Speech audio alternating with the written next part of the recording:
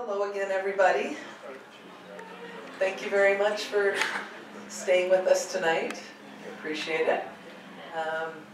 I'm going to show you some slides that for some people will be very basic, for other people will be absolutely never seen before. So I've got a show and tell embedded in this that shows a lot of products that people may have, if you haven't ever been to a dispensary and you don't know what some of these things that the doctors and researchers and people are talking about, you'll see that in this little quick slideshow. So I'm going to kind of just run through it pretty quick. We're going to talk about consumption and overconsumption. So what is cannabis consumption? Does consumption necessarily mean getting high? What is high? How does that feel? And what can one consume without getting high? So these are some of the questions that come very quickly from new patients especially. Consumption can be, as you know, any way of bringing it into your body, like Lexi was talking about, the sublingual and the eating it and smoking it, vaporizing it, topical. So those are the ways, well, topical is not exactly consumption, but does consumption necessarily mean getting high? Well, not necessarily, and some new patients and people that don't like THC may be very interested in alternative ways of using cannabis that don't get you high. And a lot of this has been discussed throughout the day and the last 2 days, so I'm not going to get too much into it. But for instance, not getting high and using cannabis would be using, for instance, THCA or using CBD type products. So there are ways to use cannabis without it getting you high. But what actually is high? Many people that are researchers and doctors don't use cannabis and don't actually know what getting high is. And then on the other hand, there's a lot of patients that also want to use cannabis and don't want to get high. They don't know what it is, how it feels, what it's going to do to them. So anyway, it's important to understand that high is not necessarily something to be afraid of. And if it's not overly high, the beneficial properties of the THC include the relaxation, the getting high, the introspection, the lightness. So some of these things are actually very important to the healing process. So people may be afraid of getting high, but they might need to try it. All right. Cannabis overconsumption. So what is cannabis overconsumption? Overconsumption is when you just don't feel good with what you just did. If you've taken in something like an edible, for instance, and eat another piece too soon, and it hasn't quite processed through the first time, or eat an edible and then smoke something, you could get into a very uncomfortable, dysphoric situation.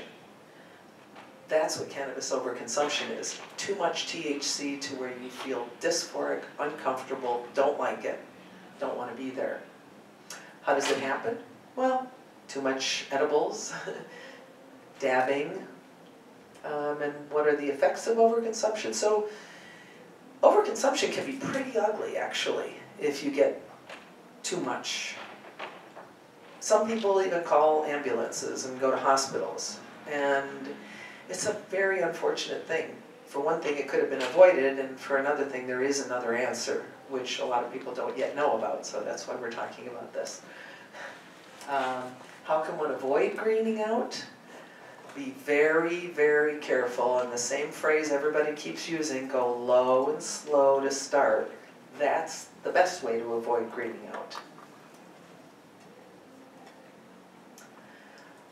Okay, show and tell, that's what I was telling you we're going to get into. So let's start with the plant itself.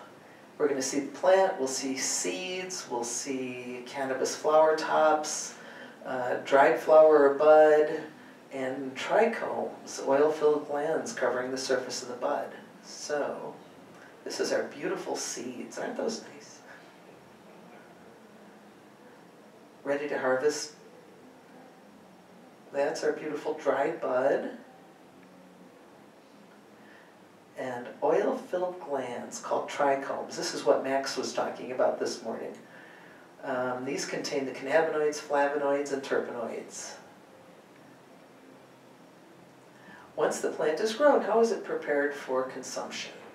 Well, some of the ways that it's prepared are, the original preparation was hashish. This is just simply rubbed and pressed, sieved or rubbed, agitated, collected, and pressed trichomes. Those are really a nice way for people to get concentrated medicine without any solvents, without extracts, without concerns about the other things you're taking into your body. When you get into the super concentrates, which I'm going to show you a picture of, you've got things like shatter, they're called shatter, wax, crumble. These are the names for today's super concentrates. They're usually consumed by dabbing. So many of you may hear about dabbing and not know what it is. I'll show you a little bit about that. Dabbing is done with a rig, which is basically a water pipe with attachments.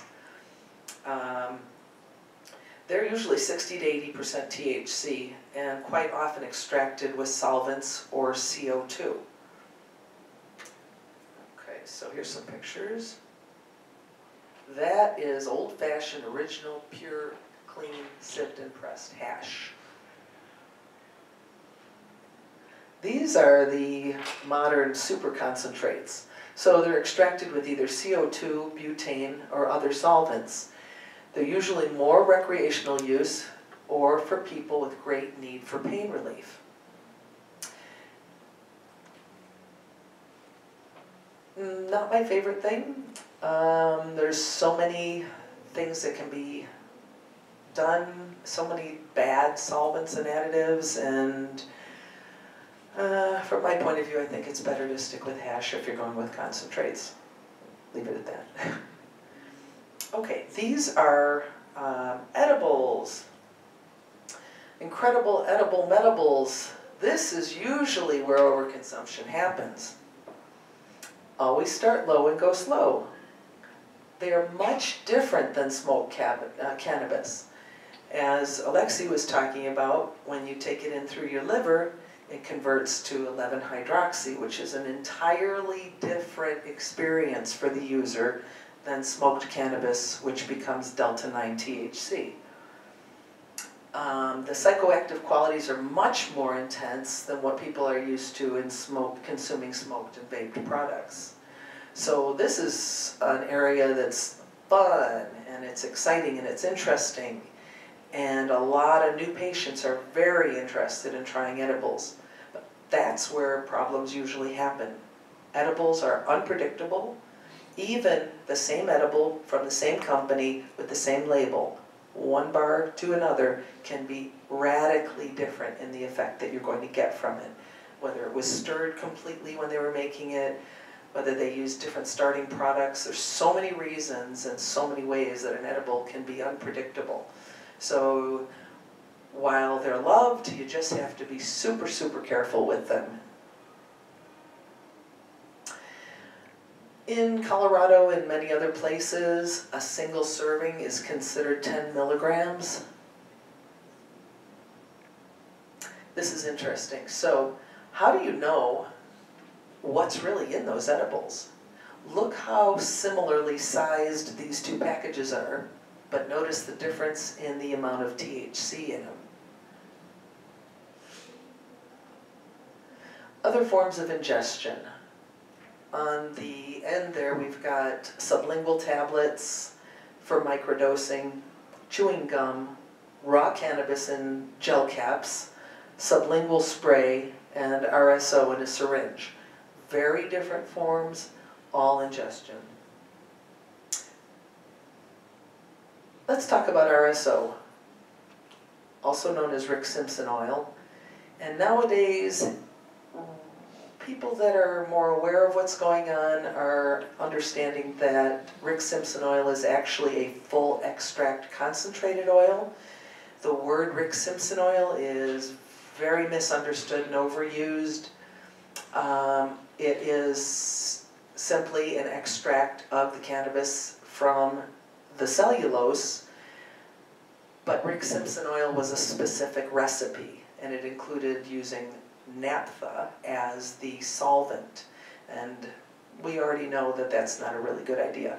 So the new full extract concentrated oils are made most often in a little bit more conscious of a way and with less polluted solvents. So Rick Simpson oil, or FICO, highly, highly psychoactive. Those oils are used most often for very sick people who are dealing with cancer or something that they need high levels of very, very strong THC. So when a person's taking Rick Simpson oil for something like cancer, they've got to be super, super careful not to overdose themselves. So, back to something less psychoactive. The following are all used topically, with new and inventive topical applications being designed every day. Topicals are the old, applied cannabis is one of the oldest medicines known to mankind. And topicals obviously are not psychoactive, unless you're a massage therapist and you've got them all over your hands, in which case you might catch some of it. So these are some of the topicals, and sprays, and patches, and squeeze pens, and tincture in a spray bottle. So many, many different types of products. This is my favorite product. This is a tincture. It's a whole plant tincture extracted with just grain alcohol. It's a pure and simple old-fashioned recipe. You see the different colors in that bottle and the different layers? That's because there are maybe 4 or 5 different strains in there. So when you get all those strains together, you get the profiles of all those plants. So this is a product that really is super, super gold, green gold medicine. Okay. So this was day 1, and that's 6 weeks later, kept in a dry, dark place and shaken every day. And it can be put in spray bottles or dropper bottles. Can be used topically, can be used internally. So many ways to use tincture. These are essential accessories for smoking flower.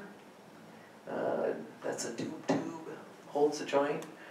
Rolling papers, a rolling machine, joints, a stone, and a grinder. Sorted pipes, water pipe or bong. And what is vaping? How is it done? And is it actually safer than smoking? So this really depends on who you're talking to and what they're selling. Vaping is when heating cannabis to temperatures between 300 and 400 degrees Fahrenheit, the cannabinoids like THC volatilize into tiny airborne droplets that form an aerosol we call vapor. It is then inhaled.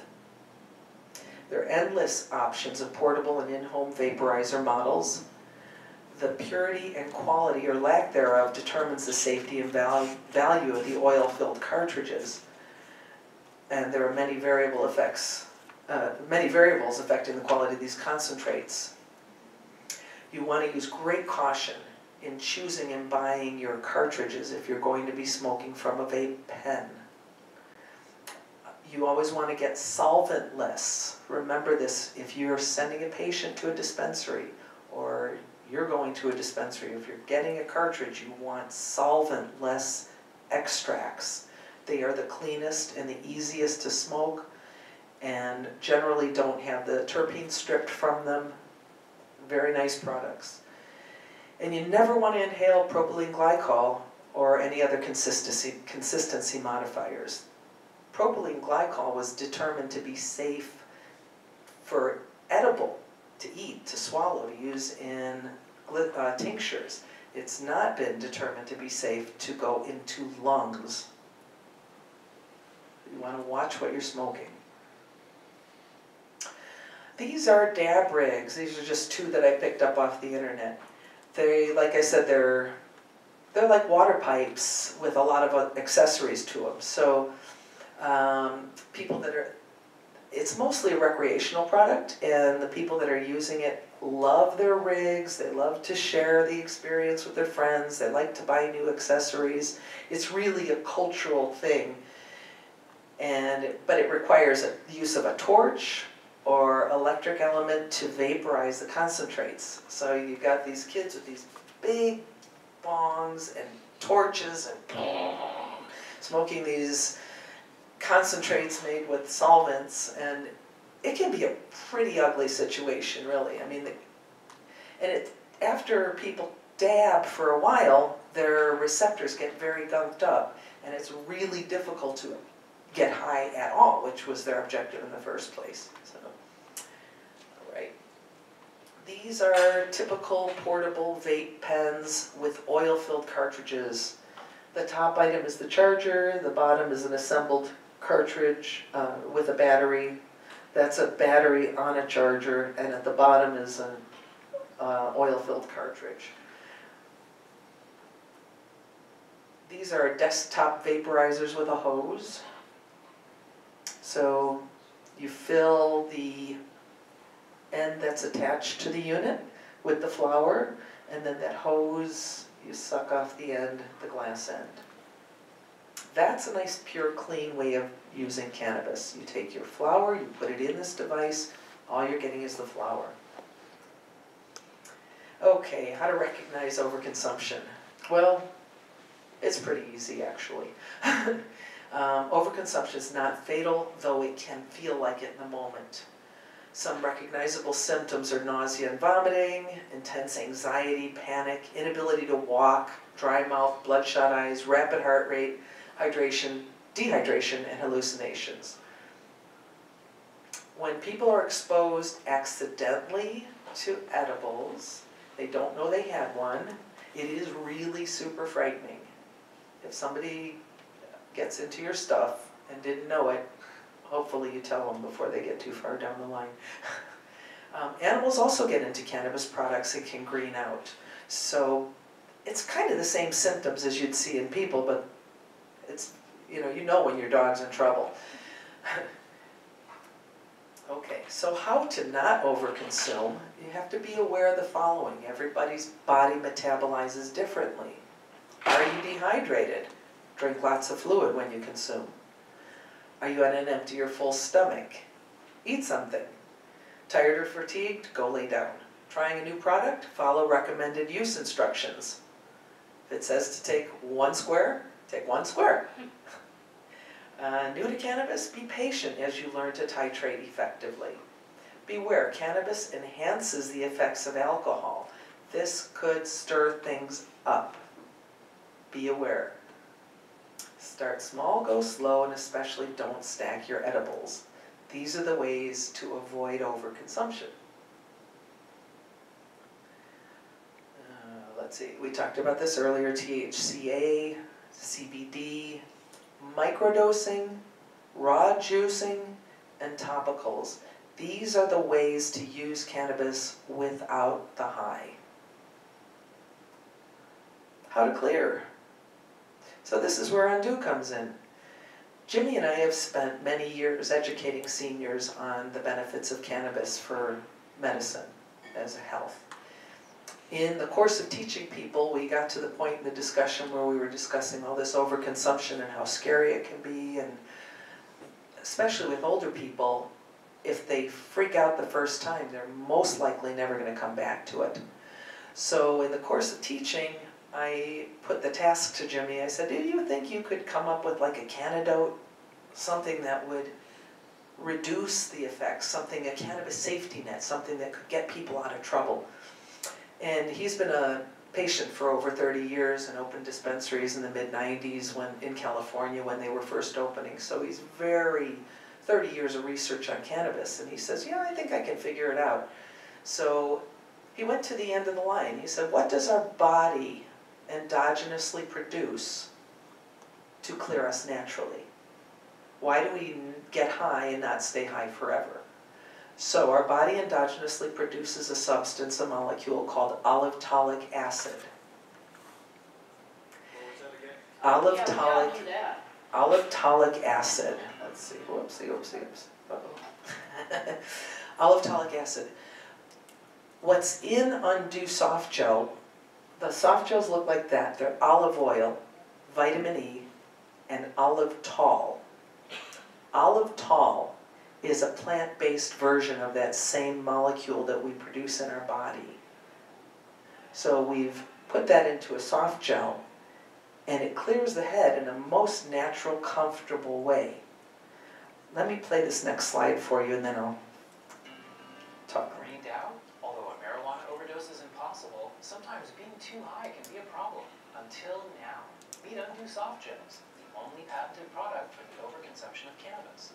UNDOO clears your head from too much THC, swiftly relieving the discomfort of being too high. Got high but then need to be sharp for an unexpected business meeting? Or the family just stopped in? UNDOO soft gels with a glass of water will help clear your head and help you deal with life. From seniors learning to medicate with edibles, to experienced recreational users, to others trying new cannabis products for the first time, UNDOO soft gels can save the day. Lift the fog. Need a tolerance break to get more effect from your marijuana? Unhaze the blaze. UNDOO soft gels for a tolerance reset.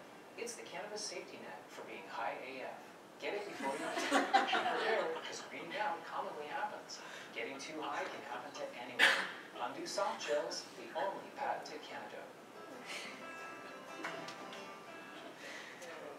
Okay, so that's the summary of what UNDOO does and is. There's no CBD in it. There's no sugar in it. There's no stimulants. There's no cannabinoids in it. What olivetol is, it's actually a precursor to synthetic cannabinoids. It's a precursor to cannabinoids. But that's kind of beside the point here. The way this works, THC binds with the CB1 receptors. Olivetol has a stronger binding affinity for the CB1 receptors than the THC. The THC molecule, as most of you have seen it, it's large on one end and ends with a tail, like a W-shaped tail. It's the end of the tail on the THC that plugs into the receptors. Olivetol is basically part of the THC molecule, a very small part of it. It's pretty much the tail end. I know that's very unscientific, but I'm not a scientist. The scientist, Jimmy, is. The olivetol plugs in. It actually, a bunch of small olivetol molecules come in. They move the THC off the receptors and plug in for just a moment and then metabolize out. It is actually a metabolizing enzyme, and it clears those receptors rapidly. So depending on what method you use to get greened out will affect how long it takes for you to clear. The time frame, roughly, for smoked flower, if somebody smoked flower, they say, ooh, I don't like this situation, or I gotta go, something changed. Often a person will experience clearing of those receptors and clearing of their cognition as quickly as 3 minutes. So you can go from wasted to clear in anywhere from 3 to maybe 15 minutes for regular smoked flower. Edibles take longer. They come on longer, they're unpredictable, you don't know what's going to happen with them. But in almost every case that I've experienced and witnessed, within the first 5 minutes, the feeling of, oh my God, I just can't believe what am I going to do? I'm going to die, which obviously we all know you cannot die from cannabis. But you can feel like it. And so UNDOO clears that generally within the first 5 minutes. The body doesn't stop experiencing the benefits of the cannabis. Only the brain clears. It's only the psychoactivity that stops. The entourage effect, once it begins, continues. So once it's in your body, you are getting the benefits of all the cannabis. Your headache's still gone, your inflammation's still being taken care of. You're still happy and comfortable, It's just the fog or the discomfort in the brain that stops. It's actually a nootropic, which is a brain vitamin. With dabs, we've seen people clear in 5 minutes. From serious, on the couch, can't move, clear in 5 minutes. Now, we don't recommend somebody get up and go driving 5 minutes later, but we are comfortable to say that within 20 to 30 minutes, you're ready to go. So a lot of people keep them around for their friends because they don't want them stuck on their couch for hours. Here, dude, take this and go. So that's, in a nutshell, what I can think to tell you about UNDOO. Does anybody have any questions? Yes? So if somebody is stoned and then they take these and then they feel clear, Yes. and then they drive and then they get pulled over and they get tested, it will still be in their system, right? The THC will still be there, so they'll test positive still. That's correct. And in fact, it might be even a little more so because you're metabolizing it out for about 2 hours. Yes? So is our partial Narcan alternative, but is it the CB1 receptors it's going after because it's the brain? It's actually clearing all the receptors, but the CB1s are the ones that tend to create the psychoactivity because that's where the THC is putting itself. How do we Is that monitor accurate? the other receptors that aren't being affected? I don't know. I'm sorry. There's a couple other things I forgot to mention. They were in that little video, and I'll mention them. You may have some questions about this as well. We talked about a tolerance reset. So if you understand that what's happening is that the receptor is getting clear from the olivetol, the next time a patient uses cannabis, they are going to get more effect out of less medicine. It's like having a clear windshield, and then you can see better. We have parents that are with autistic and epileptic children that are on strong RSO all the time. They can't be without it, but they get a tolerance buildup, which is a very big problem for the parents and the kids. You can't take your child off their medicine for a tolerance reset. So what UNDOO does, we have many mothers that are giving their kids UNDOO at night before they go to sleep, once a week. Clears the receptors, the kids wake up in the morning, they take their medicine, and they're getting as much out of it as they can. Very useful. We consider it a tool. I mean, clearly the emergency thing is one category of use, but there's so many other ways that this is an effective tool for helping people to learn to titrate and helping people to learn to use their cannabis medicine. Any other questions? Yeah, so they don't need to take a drug holiday if they financially they can actually say themselves like they've got that high tolerance, they can do this and they'll be using a lot less. Exactly. Exactly. Okay. Yeah. What was that? I'm sorry. She was saying that by somebody getting a tolerance reset, it can help them save some money because they're not having to use as much medicine when the next time they use their medicine. It will rebuild up, so that's why the mothers are using it like once a week. It seems to be the most effective schedule from what we've noticed so far. I can simply attest to its effectivity, because I had to use it once. And Thank you. It works brilliantly. Yeah, I was on the floor, crawling towards it, and managed to get it in my mouth and down, and it took about 15 minutes, because I had eaten an apple from concentrating 8, and had to make it home, and so I think I had a lot of it in my system, but it cleared completely in about 15 minutes. Thank you very much for sharing that. She's not a plant. Thank you. Anybody else have any questions or comments? Luba? My question is just on the dosing for a child. Are you still doing the 2 capsules, 1 capsule? What, are you squeeze some out of a capsule? Thank you for asking that. That's a really important question. If a child's small and they can't swallow a pill, or a dog, for instance, can't swallow the pill, it's a vitamin E looking soft gel. So you just poke a hole in it and squish it into the person or the animal's mouth. You must have water with it. The water really activates it, really makes it work. So for a child, I don't know, one or two. It kind of depends on what the mother thinks is, you know, how tolerant, how much tolerance the kid has at that point. Also, with regard to kids, if a child gets into your stuff, the last thing you want to do is take them to a hospital for every reason. Use UNDOO soft gels. Okay, any other questions? Use UNDOO, keep your freedom. Yes, and your children. And the children.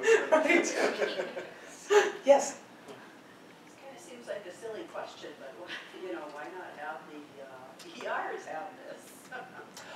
We expect to do that event at some point. UNDOO was patented. We set out for the patent in 2015 at the end of the year. And in 2018, this year in March, we got our patent. And we've got 6 worldwide patents. We've covered the globe. I'm sorry, what was it you asked? Oh, about the ERs. Oh, right. So we're inch by inch spreading it out.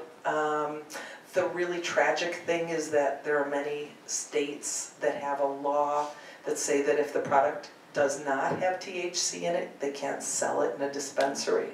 So all these dispensaries in Colorado and all these people that need it, and the dispensaries can't sell it. Where do you get it? Ridiculous. You can get it online. We have a great website. We've got some really cute videos, people clearing. We've got our company spokesperson, Marvin Washington. You see him talking about his experience. We have frequently asked questions on the site.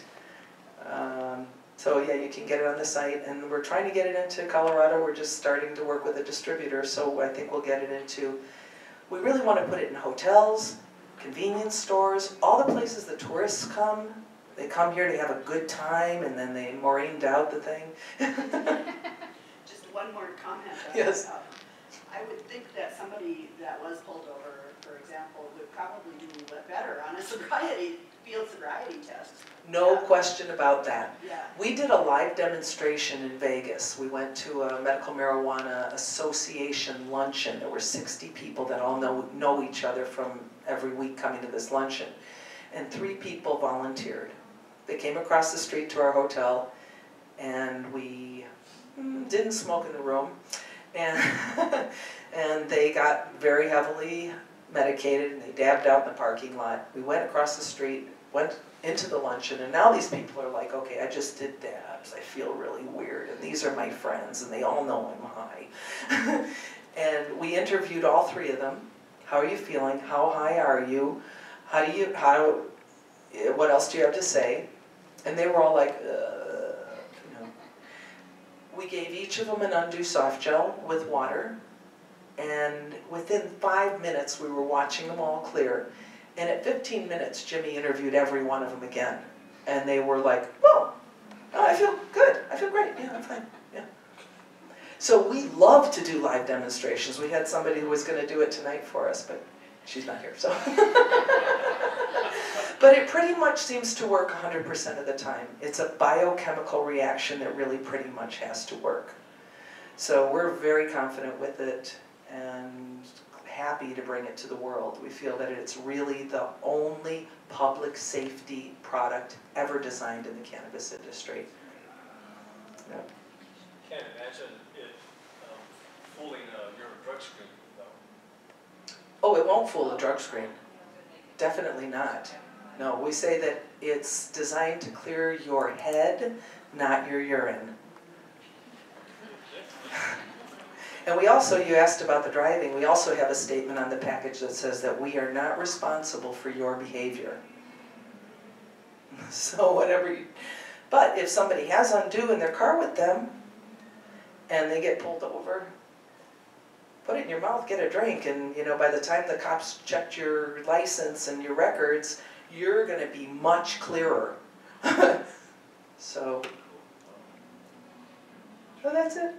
Thank you. Thank you all.